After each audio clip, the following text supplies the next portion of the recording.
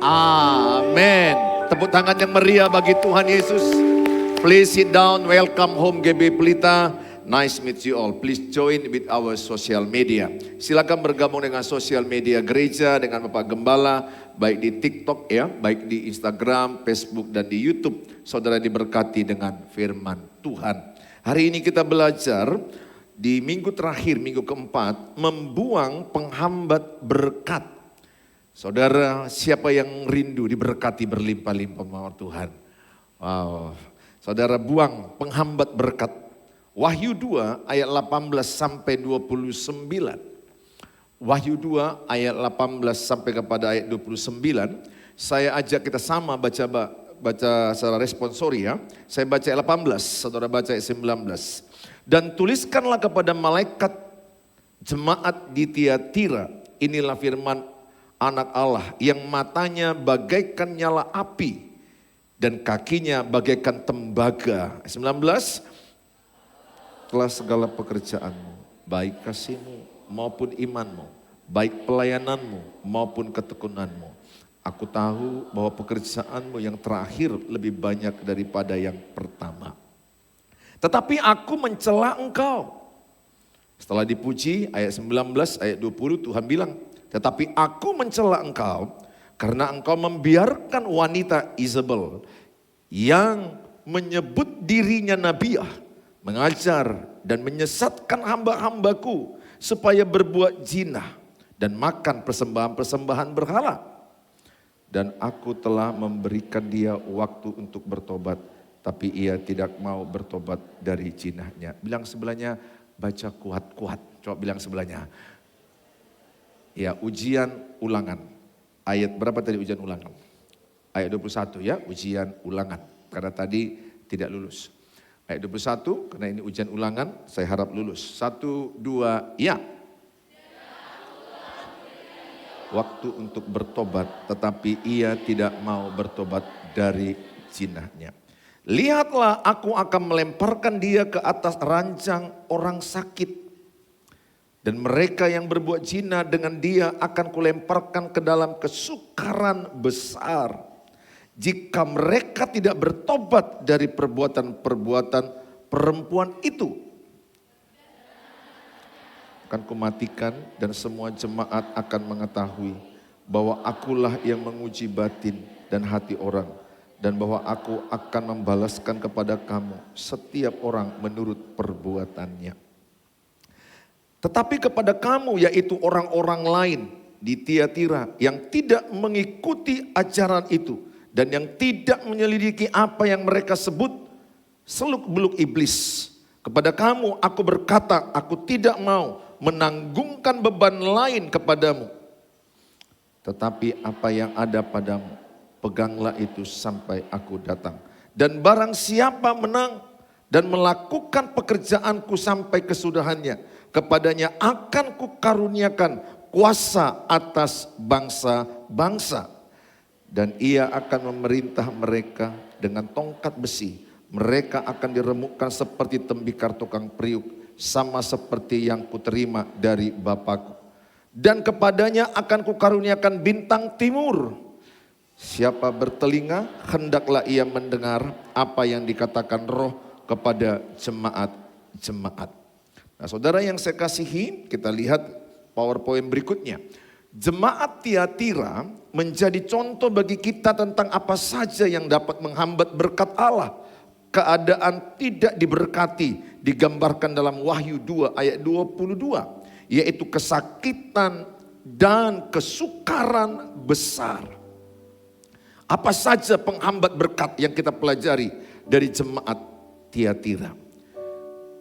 Yang pertama kita akan belajar membiarkan diri disesatkan.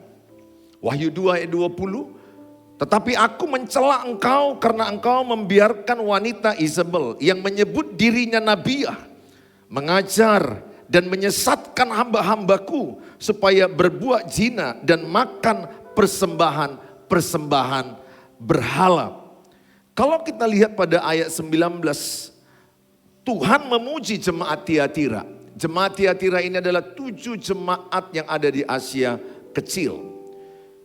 Mereka sebenarnya ada bagian-bagian yang bagus yang mereka kerjakan, yang Tuhan senangi.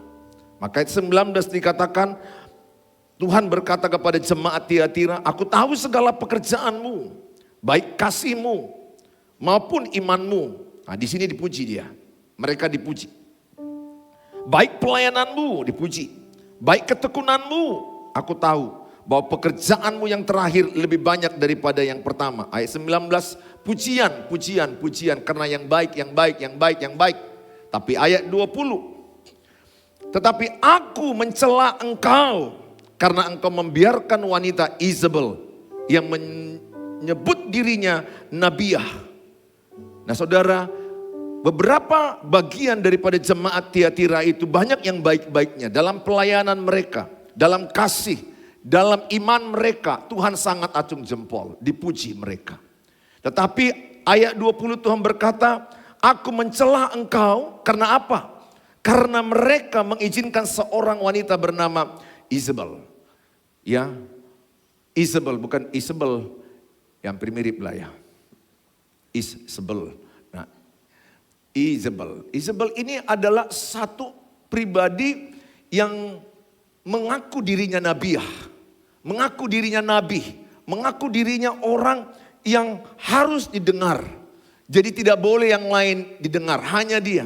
Hati-hati seorang pendeta yang berkata, hanya aku yang benar. Atau hati-hati gereja yang berkata, hanya gereja ini yang benar. Hanya gereja ini jalan ke sorga, gereja lain ke neraka. Hati-hati, semua gereja dipakai Tuhan, semua pendeta bisa dipakai Tuhan. Hati-hati karena akan ada penyesatan. Akan ada penyesatan. Masuklah Isabel, seorang wanita yang mengaku nabi, mengajarkan penyesatan. Penyesatan kepada jemaat Tiatira. Hati-hati apa yang kau dengar juga selama ini. Bisa juga melakukan penyesatan dalam dirimu. Ada banyak orang mungkin mengaku kalau ikut Tuhan Yesus harus kaya, itu sesat. Bukan. Tapi Tuhan sanggup mengubah miskin jadi kaya, itu benar. Bukan harus kaya. Karena Tuhan gak memberikan kemiskinan. Tapi Tuhan sanggup menolong yang sakit jadi sembuh. Ikut Tuhan Yesus nanti sehat-sehat terus. Sesat. Ikut Tuhan Yesus pun banyak yang sakit. Bahkan matinya pun mati sakit. Oh, ikut Tuhan Yesus harus miskin-miskin. Supaya miskin rendah hati. Siapa bilang miskin rendah hati? Ada kaya rendah hati, ada miskin sombong. Ada loh orang jelek sombong. Isabel. Ada orang cantik rendah hati. Setuju? Setuju? Ada loh orang yang ganteng rendah hati lagi. Ada lagi orang yang mukanya kayak bemo, tahu bemo? Kayak botik, pepaya, sombongnya bukan main. Jadi yang menentukan sombong, sikap hatimu. Hati-hati pengajaran sesat. Wah jangan foto bertiga, mati nanti tengah-tengah. Ah, itu sesat. Saya sudah banyak foto tiga-tiga, gak mati-mati. Jangan nyapu malam. Nanti sial hidupmu. Jangan pegang gunting malam. Nanti kau didatangi kuntilanak. Ya, gak bagus gunting malam. Nanti ke gunting tanganmu, betul. Saudara, banyak penyesatan. Sampai-sampai ada orang anti hamil pakai gunting di sininya, antiplasid. Itu bukan antiplasid. Tapi itu yang membuat engkau lebih repot, rumit. Banyak penyesatan. Kalau kau gagal pergi ke kuburan, doa, minta sama paman diberkati. Orang mati gak bisa memberkati. Banyak penyesatan. Coba dalam kampungmu, coba yang bisanya yang dari kampung angkat tangan. Saya dari kampung, coba angkat tangan. Nanti, coba diskusi penyesatan apa aja di kampungmu. Coba banyak mitos. Kalau engkau cerita, alah ngeri-ngeri sekali ceritanya. Jangan percaya itu. Ada orang memilih tanggal pernikahan, ini tanggal sial. Di hadapan Tuhan semua tanggal diberkati Tuhan. Ada lagi kamar sial. Kamar 10 tolu. Asal ada orang nginap gak mau di kamar 13, saya mau. Siapa bilang kamar 13 sial? Ada ayatnya. Mitos. Kalian wajah-wajah yang tersesat kulihat. Mempercaya kamar 13 sesat. Tuhan, kembalikanlah yang sesat ini ke jalan yang benar ya Tuhan. Habis ini kita foto bertiga ya dengan aku sini. Jadi kalau ada rumahmu nanti nomor 13, gak boleh Pak. Sial. Hapus sajalah angka 13 dari hidupmu. Siapa yang membuat tanggal? Tuhan lewat umatnya. Banyak penyesatan. Banyak sekali. Waduh, kalau saya lihat makin ke kampung, waduh. Ceritanya macam-macam yang lucu-lucu. Nanti anti maling taruh tai kuda di atas pintu rumahnya. Larilah. Karena bau tai kuda. Bukan karena tai kuda itu ada antinya. Ya ampun ya Tuhan. Udah mahasiswa pun kau masih percaya dengan yang begitu-begitu. Ingat ya, setiap apa yang kau dengar di kampung, pakai ini. Dan sebelahnya, pakai ini. Pakai pikiranmu. Pakai akal budimu. Nenekmu, kakekmu gak kuliah dulu.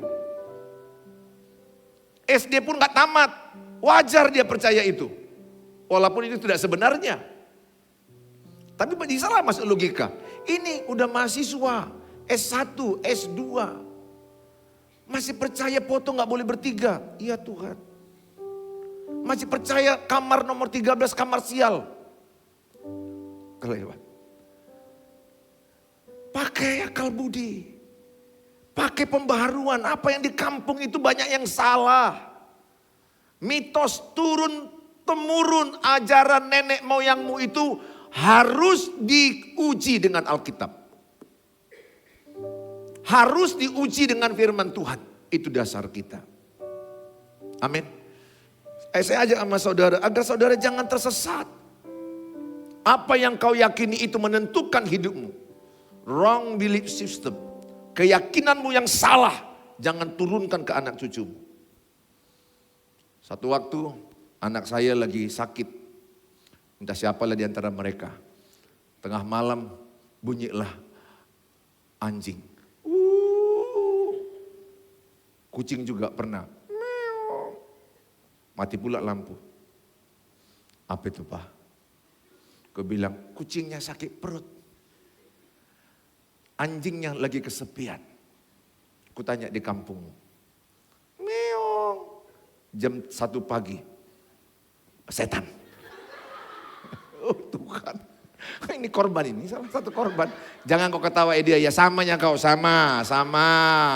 Sama-sama korban setan semua ini. Sama-sama orang yang disesatkan semua ini.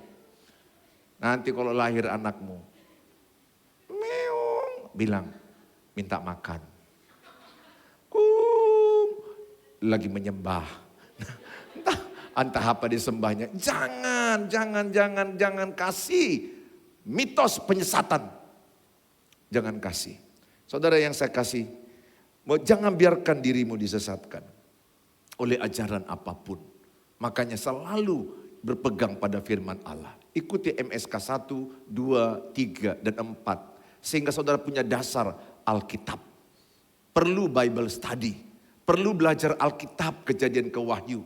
Perlu baca saat teduh. Supaya apa yang kau yakini tidak menyimpang dari firman Allah. Yang berikutnya saudaraku. Di jemaat Tiatira itu. Membiarkan roh Isabel bekerja dengan leluasa untuk mengajarkan dan menyesatkan mereka. Apa yang diajarkan? Dia mengklaim dirinya sebagai nabiah dan berbicara seolah-olah atas nama Tuhan.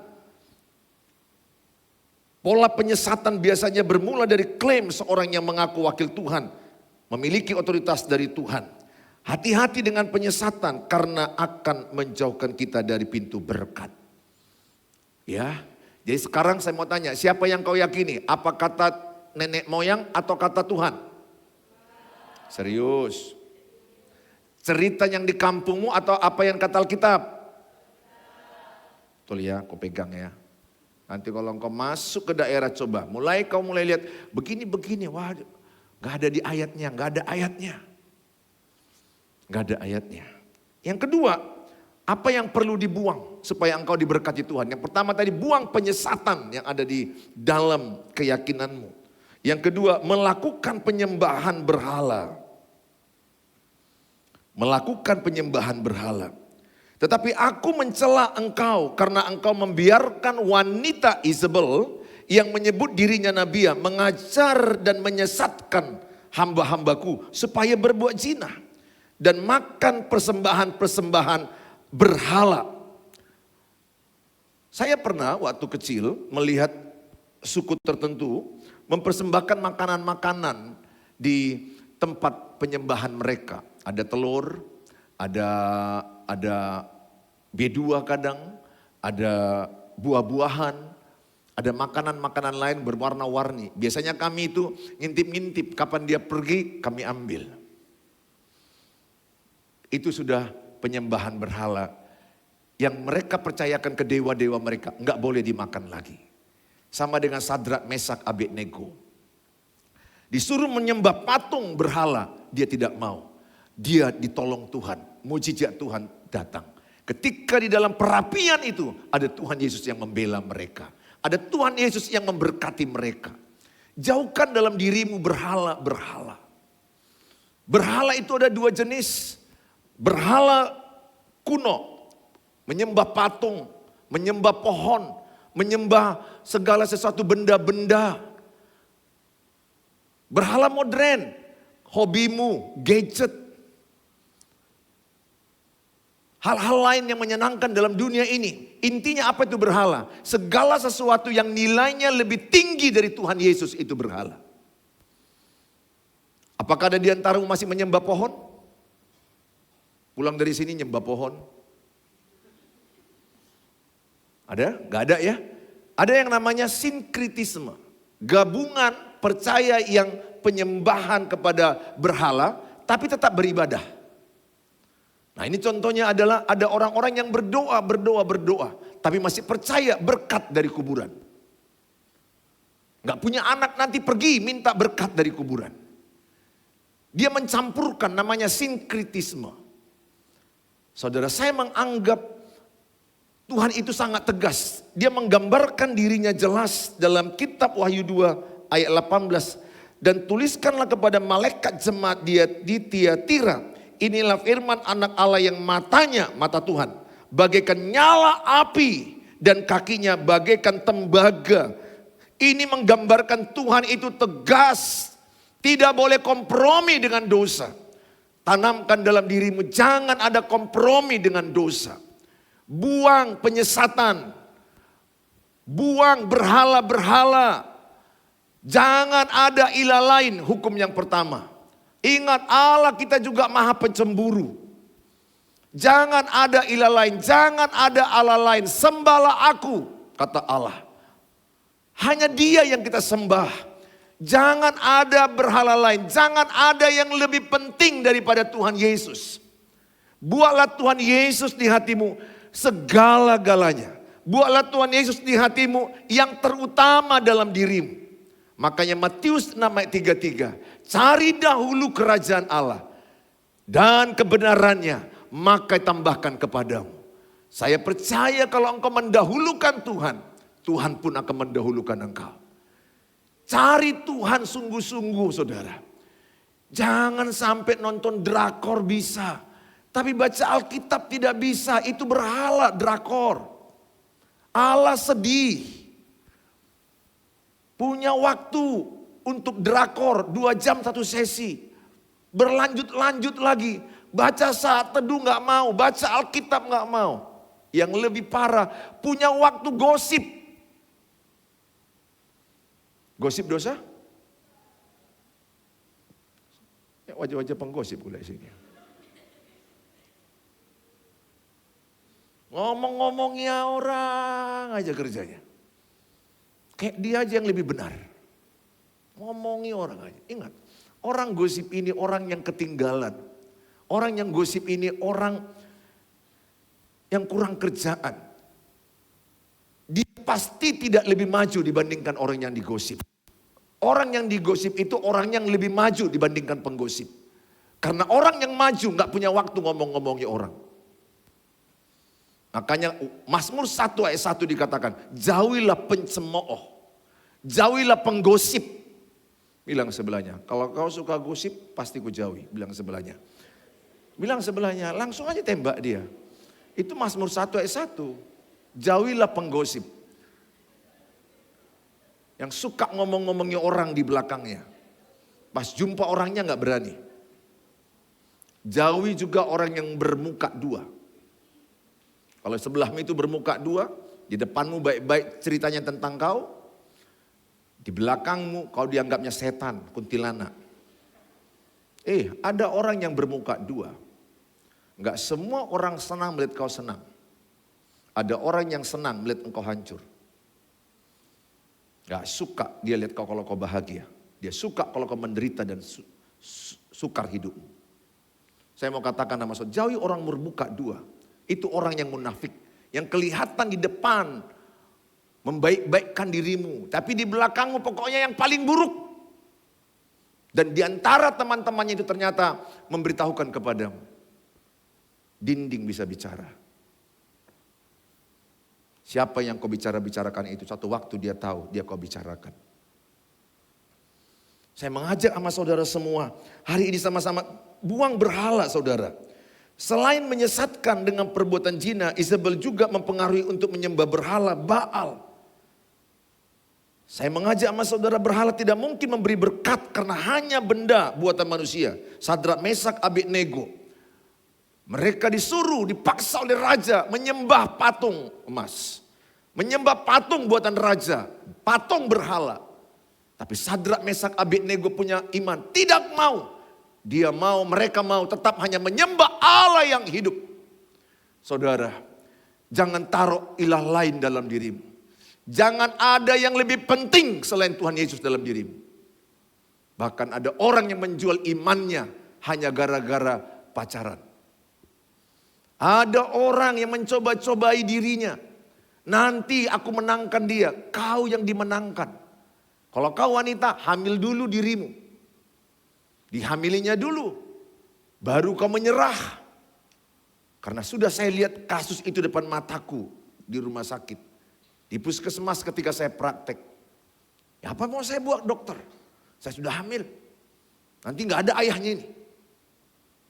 Jadi kau jual Tuhan Yesus. Ya itulah. Daripada gak punya ayah. Kalau saya lebih bagus ini gak punya ayah. Dia punya Bapa di sorga. Daripada dia harus menjual kekekalan. Menjual hidup kekal. Dengar, bagi engkau yang suka mencobai-cobai dirimu. Berpacaran dengan bukan seiman. Engkau sedang mendekati pencobaan. Yang menghancurkan dirimu. Dan yang merumitkan dirimu. Jangan buat dia berhala. Jangan ada berhala dalam hidup kita. Matius 10 ayat 37 bilang begini. Barang siapa mengasihi bapa atau ibunya lebih daripadaku, perhatikan, ia tidak layak bagiku, bagi Tuhan. Dan barang siapa mengasihi anaknya laki-laki atau perempuan lebih daripadaku, ia tidak layak bagiku. Jadi artinya ayat ini berkata, tidak ada saingan Tuhan Yesus dalam hidupmu, titik. Dalam hatimu pokoknya Yesus number one. Makanya ketika bangun pagi, temu dengan Yesus.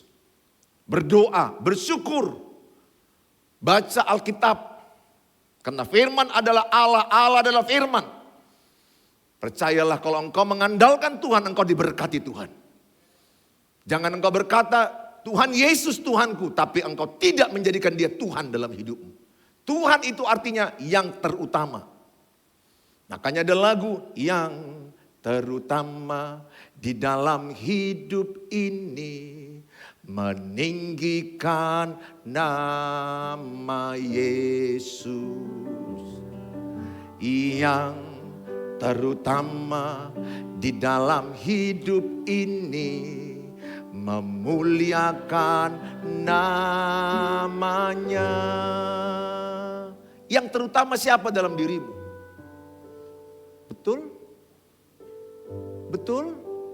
Jangan bohong di gereja.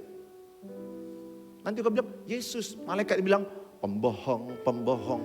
Di gereja pun kau pembohong. Di depan pendeta pun kau pembohong.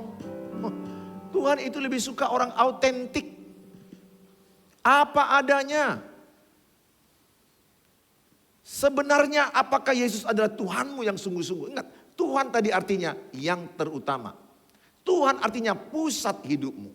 Tuhan artinya segala-galanya bagimu. Tuhan artinya yang kau sembah.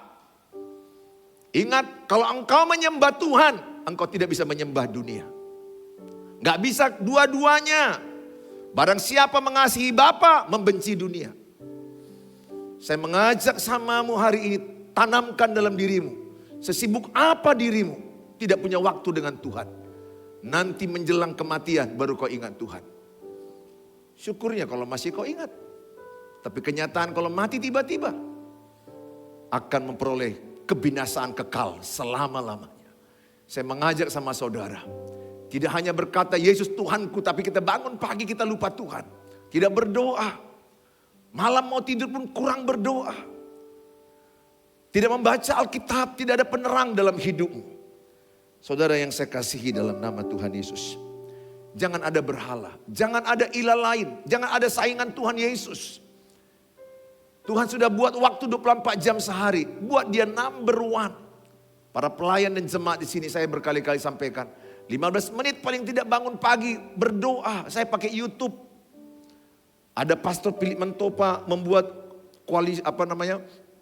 penyembahan yang dibuat dia 25 menit. Ada Pastor Pak Bambang Yonan, ada yang lain-lainnya, ada Pak Andi, segala macam ada di YouTube itu. Kadang saya ambil gitar, saya penyembahan. Kalau ke YouTube, saya penyembahan, saya nyanyi. Saya berdoa tiap hari. Baca Alkitab. Paling tidak 15 menit kau berdoa. 15 menit baca Alkitab. Lihat dampaknya. Berkat kepadamu. Bukan hanya berkat supaya kaya. Tapi berkat mengenal Tuhan. Berkat engkau jadi kuat di tengah badai. Berkat di tengah banyak persoalan hidupmu. Lihatlah di dunia ini banyak orang putus asa. Tapi kalau kau datang kepada Tuhan, kau sanggup memikul salibmu. Sanggup menghadapi penderitaan kesukaran hidupmu. Sesibuk apa engkau sehingga lupa Tuhan? Seberapakah harganya Tuhan bagimu? Seberapakah harganya salib Tuhan bagimu? Ingatlah, ada kekekalan bersama dengan Dia. Saya mengajak setiap saudara agar saudara membuat Dia nomor satu dalam dirimu. Jangan ada berhala. Yang ketiga, buanglah perzinahan. Jemaat Tiatira diajari supaya mereka berzinah, melibatkan diri dalam perzinahan. Dan aku telah memberikan dia waktu untuk bertobat, tetapi ia tidak mau bertobat dari perzinahan. Berikutnya, teguran keras diberikan kepada jemaat yang membiarkan wanita Isabel bekerja di tengah-tengah mereka, tetapi mereka tidak mau bertobat. Contoh perzinahan yang mengakibatkan konsekuensi berat adalah apa yang dilakukan jemaat Korintus. 1 Korintus 5 ayat 1-7. Karena Korintus kota pelabuhan, perzinahannya luar biasa. Istri bapaknya pun ditiduri. Itu jemaat di Korintus. Homo pun ada, laki dengan laki, lesbi, perempuan dengan perempuan. Di zaman Sodom dan Gomora itu sudah ada. Mereka jauh dari berkat, sebaliknya diserahkan kepada iblis. Dikeluarkan dari persekutuan orang percaya. Saya mengajak saudara, saya bacakan 1 Korintus 5 ayat yang pertama. Untuk jemaat Korintus, diingatkan oleh Rasul Paulus kepada jemaat Korintus. Memang orang mendengar bahwa ada percabulan di antara kamu. Dan percabulan yang begitu rupa. Seperti yang tidak terdapat sekalipun di antara bangsa-bangsa yang tidak mengenal Allah. Yaitu bahwa ada orang yang hidup dengan istri ayahnya. Bayangkan, istri ayahnya pun ditidurinya. Makanya ada juga kejadian, anaknya pun ditidurinya. Bukan hanya anak tiri, anak kandung pun ada. Adik istrinya pun ditidurinya. Cerita ini banyak. Percabulan di zaman akhir zaman ini begitu banyak. Ingat dalam kitab 1 Korintus 6 ayat 16 sampai 18. Bahwa dosa percabulan itu sangat mengerikan. Sangat mengikat.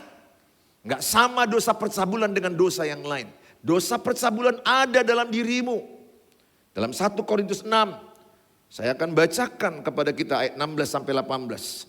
Atau tidak tahukah kamu bahwa siapa yang mengikat dirinya pada perempuan cabul?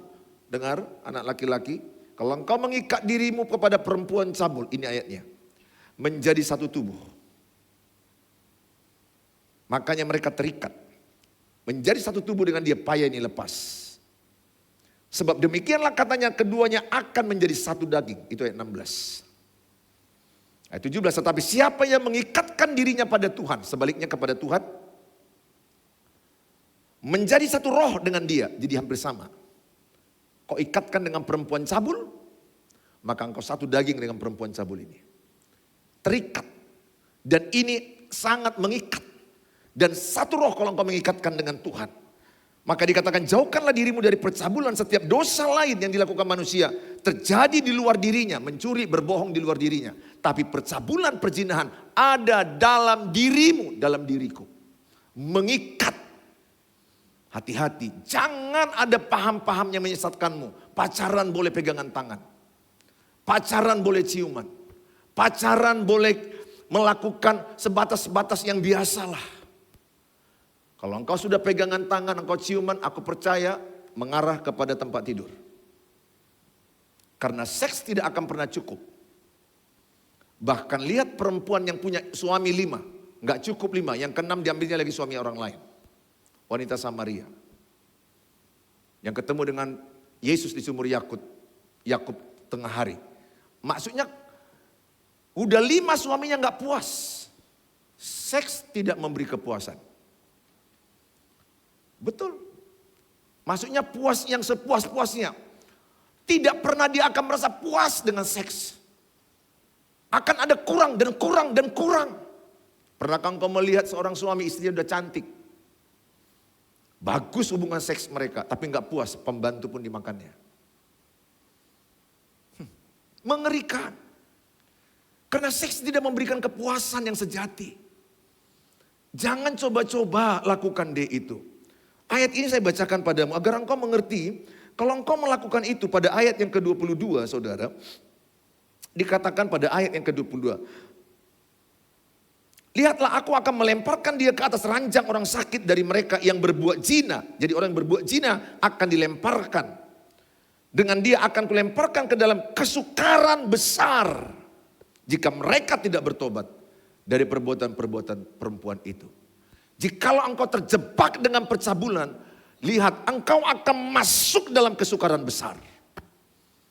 Siapapun dirimu yang sudah terlanjur hubungan seks. Jangan katakan hanya kiss, jangan katakan hanya peluk, hanya raba. Semuanya itu menjurus kepada seks di tempat tidur. Alkitab bilang, Matius 5 ayat 28, melihat wanita serta menginginkannya berzina. Jadi kalau aku melihatmu, aku kepingin samamu, aku udah berzina. Sama dengan dosa perbuatan. Sehingga aku perlu jaga mataku melihatmu. Demikian juga engkau, hai anak gadis, kau melihat suami orang lain, kau menginginkan dia. Kau menginginkan anak muda lain, dan kau membayangkan dengan dia, kau berzina dengan dia. Alkitab bilang kalau matamu buat dosa, congkellah matamu. Itu maksudnya tegas Tuhan. Lebih bagus kau tidak punya mata daripada kau punya mata, tapi kau berbuat dosa. Tapi jangan artikan Tuhan ingin mencongkel matamu. Bukan itu. Tuhan maksudnya tegas. Kata itu congkellah, potonglah tanganmu. Dikata Alkitab. Tuhan tegas dengan dosa itu maksudnya. Bukan kalau kita mencuri, potong tangan. Bukan. Kalau kita melihat perempuan berzina, congkel. Bukan. Itu melambangkan betapa Tuhannya tegas dengan dosa. Jangan main-main dengan dosa. Jangan biarkan tanganmu pegang bebas. Lihat di mall. Barang yang mahal itu di box. Tidak boleh sembarangan disentuh. Lihat barang yang murahan. Sales. Buy one, get one. Hey. Semua boleh meraba. Tapi kalau tubuhmu murah, semua boleh meraba tubuhmu. Tapi sadarkah engkau, tubuhmu seharga darah Yesus. Alkitab katakan 1 Korintus 6, ayat 19 sampai 20. Sadarilah bahwa engkau dibeli tunai dengan darah Yesus. Sadarilah bahwa tubuhmu bait Roh Kudus. Jaga kekudusan. Jangan izinkan celah perzinahan sedikit pun. Alkitab bilang, menyebutkan percabulan aja jangan. Guyon-guyon porno jangan. Dimulai dengan guyon-guyon porno, guyon-guyon cabul. Itu akan menjadi pikiran. Pikiran akan menjadi perbuatan. Perbuatan akan menjadi kebiasaan. Anak muda, kalau engkau masuk pornografi di gadget, maka semua pornografi akan datang kepadamu. Dan kalau engkau sudah masuk dengan pornografi, itu sangat mengikat, lebih parah dari narkoba. Sarafmu akan lumpuh. Akan engkau terjebak dengan banyak kerumitan. Lepaskan dirimu dari percabulan, anak muda. Anakku yang kukasihi. Jangan izinkan roh percabulan masuk dalam dirimu. Jangan izinkan roh perzinahan. Jangan. Ingat, iblis itu sifatnya, kalau seorang pencuri, kan iblis datang mencuri, membunuh, membinasakan. Yohanes 10 ayat 10. Ketika pencuri masuk, tangannya duluan masuk, maka dia akan masukkan apa? Kakinya. Maka dia akan masuk apa? Kepalanya. Maka dia akan masuk semuanya menguasai rumah itu. Sedikit kau kasih celah, dia akan menguasai dirimu dan merasuk dirimu dengan percabulan. Dan lihat hidupmu. Alkitab ingatkan pada hari ini kepadamu. Kalau itu kau lakukan dan tidak bertobat, hidupmu selama hidup mengalami kesukaran berat. Siapa yang menciptakan kesukaran berat? Dirimu, diriku kalau aku yang melakukannya. Kalau aku berzina, kalau aku bercabul, aku dalam kesukaran berat. Aku dalam kesakitan. Anak-anakku sakit mentalnya. Keluargaku akan hancur. Masa depanku akan hancur. Anak-anakku akan hancur kalau tidak bertobat dan dipulihkan. Jangan coba-coba. Seorang yang sembuh dari, nggak sembuh, akhirnya dia mati. Dia pelaku seks bebas. Dia diwawancarai di ujung kematiannya. Supaya jadi berkat bagi kalian yang masih hidup, dia bilang. Dia terdiagnosa HIV, seks bebas HIV. Orang yang homo banyak HIV, yang laki-laki dengan laki-laki. Dan dia di ujung kematiannya dia direkam. Dia memberikan satu statement. Dia nangis. Aku menyesal. Aku menyesal melakukan seks bebas. Ini pemberitahuan kepada kalian yang masih tidak kena HIV. Saya sudah melakukan hubungan seks dengan banyak wanita. Dia bersaksi. Tidak sebanding nikmat yang kulakukan itu dibandingkan derita yang kualami. Di ujung kematiannya berhari-hari, berbulan-bulan, bertahun-tahun dengan AIDS yang daya tahan tubuhnya makin turun. Dan digerogoti semuanya, bolong-bolong, semuanya bolong-bolong. Dia masih bisa ngomong. Gak sebanding. Gak sebanding dosaku. Gak sebanding akibatnya dengan apa yang kunikmati. Kalau aku tahu, aku tidak lakukan itu. Tuhan mengampuni dosanya? Betul. Tapi akibatnya harus ditanggungnya. HIV, AIDS, dan mati. Gak ada dosa yang tidak diampuni. Pesan moral padamu. Tinggalkan perzinahan. Tinggalkan percabulan. Tinggalkan pornografi yang ada di handphonemu, anak muda, anak gadis. Jangan ganggu suami orang. Jangan melakukan hal-hal pencobaan kau masukkan anak laki-laki ke kamar kosmu. Jangan. Engkau tidak hebat. Jangan berdua dalam kamar atau di mobil. Lawan jenis berdua-dua dalam 3 menit. Hormon seksmu naik. Kalau kau normal. Karena ada juga orang udah pegangan tangan lawan jenis. Terasa bang? Gak terasa. Karena calonmu itu homo. Gak terasa dia. Dia terasa kalau megang laki. Ada yang begitu loh, tertipu sampai pemberkatan nikah. Rupanya suaminya homo. Di malam pertama gak disentuh, malam ke-1000 pun gak disentuh. Kasihan dia, ini kisah nyata. Hanya gara dipaksa dia untuk menikah. Saya senang, hari ini kau ada. Buang kesesatan, buang berhala, buang perzinahan, percabulan. Kasih karunia Tuhan cukup mengampunimu. Dan kasih karunia Tuhan akan mengangkatmu naik tinggi dan lebih tinggi untuk memuliakan nama Tuhan. Haleluya. Kita datang kepada Tuhan Yesus.